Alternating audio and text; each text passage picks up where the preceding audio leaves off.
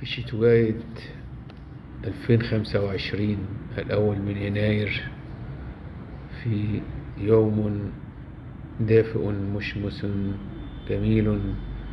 على البشرية في مصر والوطن العربي، نتمناها أن تكون سنة جميلة على المصريين وعلى الوطن العربي، وأن يتعدل الأمور في مصر والوطن العربي وفي الوطن العربي، وأن ينعم الناس بالهدوء والسكينة والرزق الوفير،